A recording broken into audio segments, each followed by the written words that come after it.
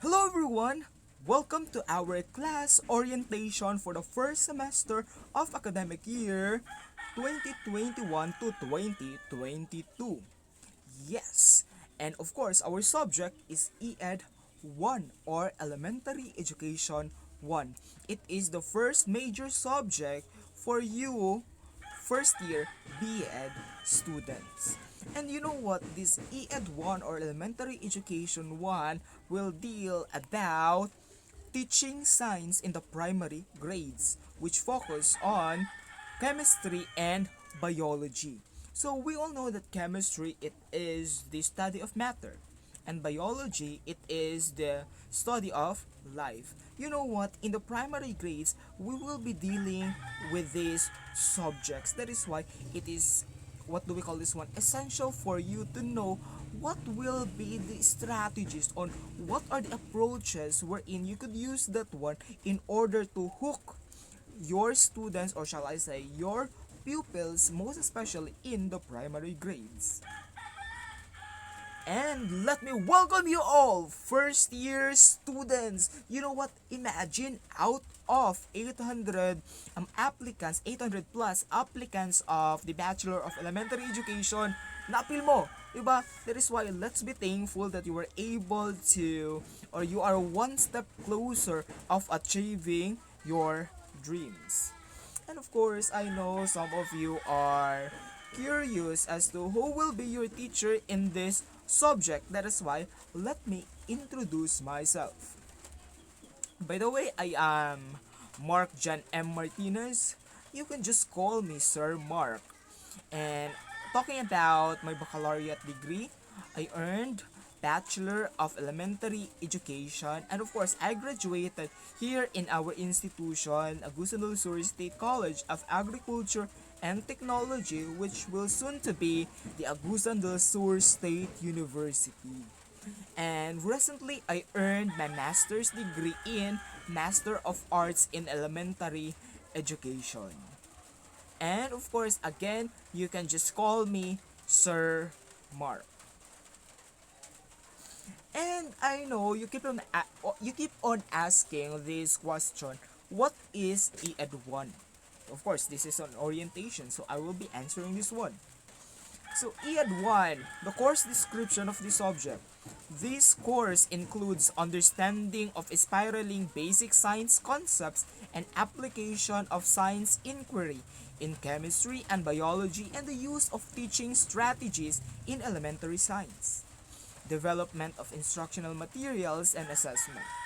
Content topics in chemistry include properties and structure of matter and the changes that matter that undergo. In biology, content topics include parts and functions of animals and plants, heredity, inheritance and variation, biodiversity and evolution, and ecosystems. So in short, we will not only be dealing with the content but also with the pedagogy here in our subject. And what to expect in ED 1? So first, expect that we will be dealing with the curriculum guide, the K-12 curriculum guide of science. It will serve as our guide on what will be, or shall I say, what are the learning competency that we need to achieve in teaching science in the primary grades. And number two, the content or contents of chemistry. And number three, the contents of biology.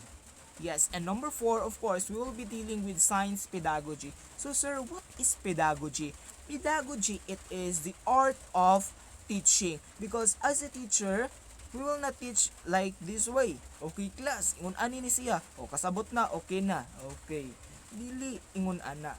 Yes, we have this what we call ton of approaches, strategies, methods, and techniques wherein we need to know that one to creatively teach our subject, especially science.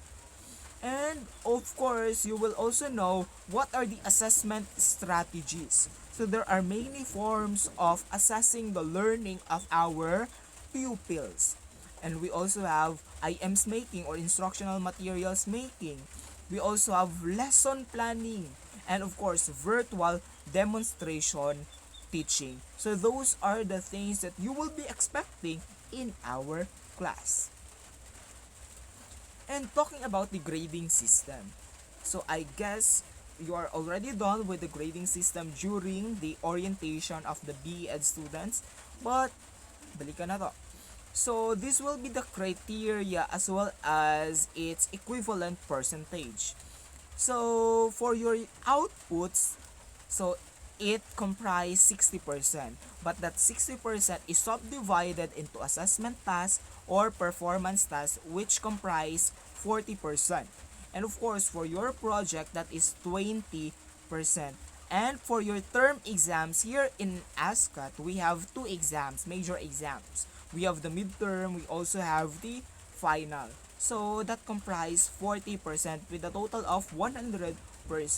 And please be reminded that there are two terms, the midterm grade as well as the final grade. So out from that midterm grade of yours, we will get 40%. And out from that final grade of yours, we will get 60%. So a total of 100%. That is why dili good ning idea nga, ay, finals na ko magtinarong. No, midterm pa lang daan, you need to do your best, especially that you are enrolled in our program. Okay? So, these are the requirements. So, lecture and activity book. So, it should be the drawing book or the sketch pad. So, it depends on you on what will be your uh, lecture or activity book, as long as it is between the two, the drawing or the sketch pad. And number two, your lesson plan. And number three, pre-recorded demonstration video. Don't worry, we will be doing that in group, but it really depends on the situation. Okay, but as of now, my idea of having the lesson plan and demonstration video will be in groups. And of course, for the lecture and activity book, by the way, the contents of that one, I'll be creating a separate video, or I guess a sample wherein you will know what will be the sequence of the contents. Okay? So, let's now have the FQA. So, sir, what is FQA? Or the frequently asked questions. So, of course, during our activity 1, my point of view, I've read your questions there. So, of course, I chose the common questions being asked by you students. So, the first one, what is the importance of studying EED 1? We all know that EED 1, it is the teaching science in the primary grades. So therefore, you will be dealing with primary grade students. But in the case right now, wherein we now have the K-12 curriculum, the science wherein it became a separate subject, it will be in the grade 3, and science in grade 1 and grade 2 are integrated with the other subjects. Therefore, science as an independent subject, it will be in grade 3 na. So, what do you think the importance of EED 1? The importance of EED 1 is it will not only teach you the content of chemistry and biology. I know there are some students who are not knowledgeable enough when it comes to the concepts in chemistry and biology. But with the help of EED 1, you could be able to refresh your minds with what are those things, because always remember, you need to be one step higher from your pupils. Di ba, lisod po, mas makabalo pang mga estudyante or pupils sa inyo kaysa sa inyo ha, when it comes to the contents of science. Lain po, di ba? And aside from the contents of chemistry and biology, we will also discuss about the strategies. Most especially the methods, the techniques, wherein you could use that one to motivate your students, to hook their interest, and to make your lesson meaningful. Okay, I guess that is the importance of studying EED 1. And aside from that one, of course, we Bachelor of Elementary Education teachers, we are generalists. Therefore, we need to master all of the subjects, and one of those subjects is science. Therefore, you need to really study this subject.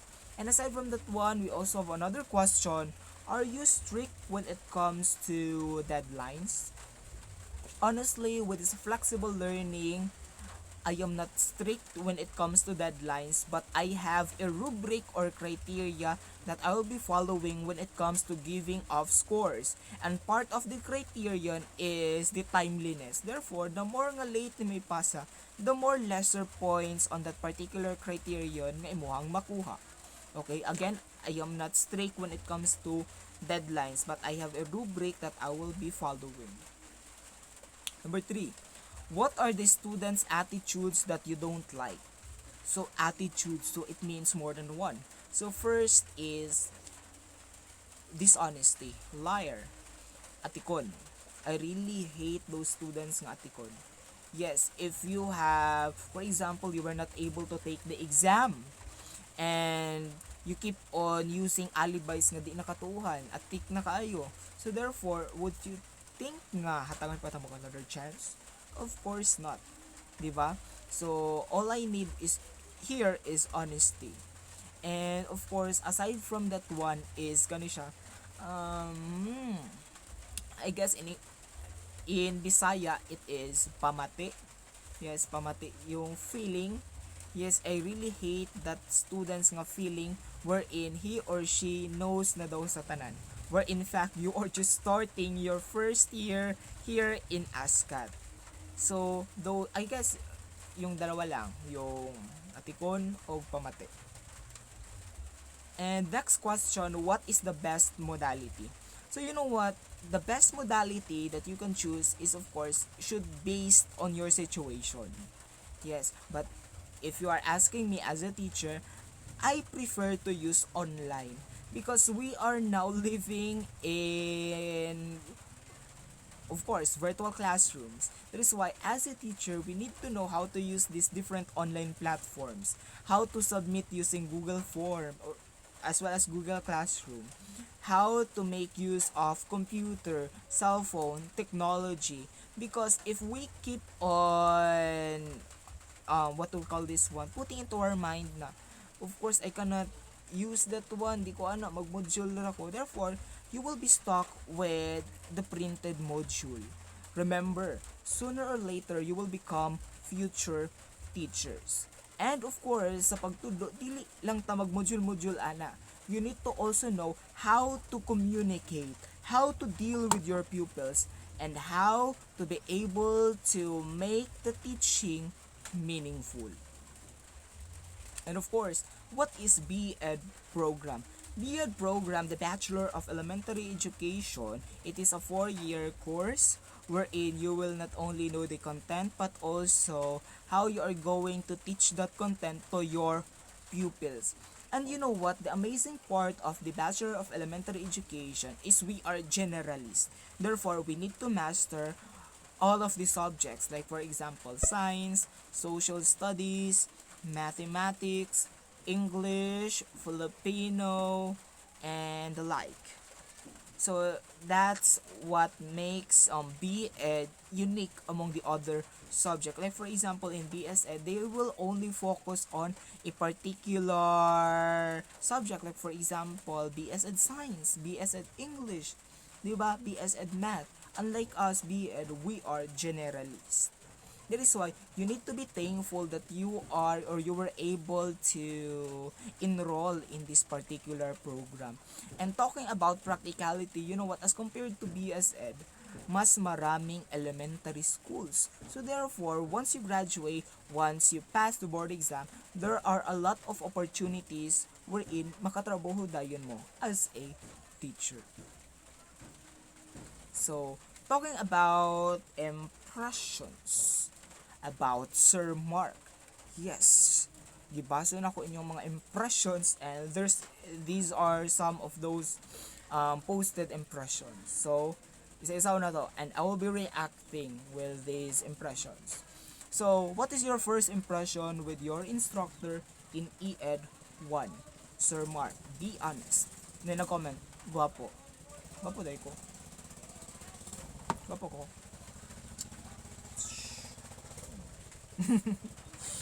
Just kidding. So thankful.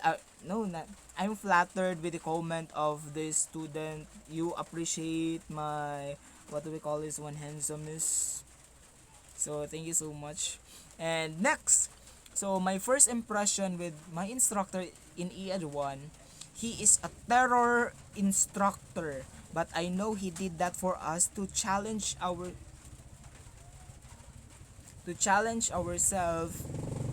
Okay, so nag-continue lang siya. Medyo full ng phone. He is a terror instructor, but I know he did that for us to challenge ourselves to become excellent.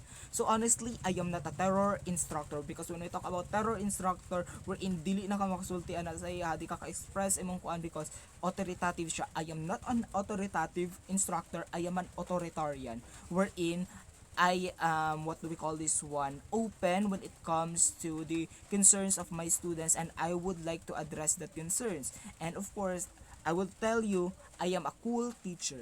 What is cool teacher? Yes, maybe it is because of my age, but I really want to make this class as what do we call this, as fun as possible. Yes, labi na siguro kung face to face tabi mo kayo ta. Okay? So, my first impression with our instructor ED1 was so great. The first thing that I have noticed with my instructor in ED1 is that he is very approachable and hands-on because he is very understanding and considerate. I know that he would be a very good instructor to us, that I can learn a lot of him. Okay, so thank you so much with your impression. So whether it is good or not good impression, but still I what do we call it? I appreciate your effort of course sending your impression. So talking about being approachable, you know what?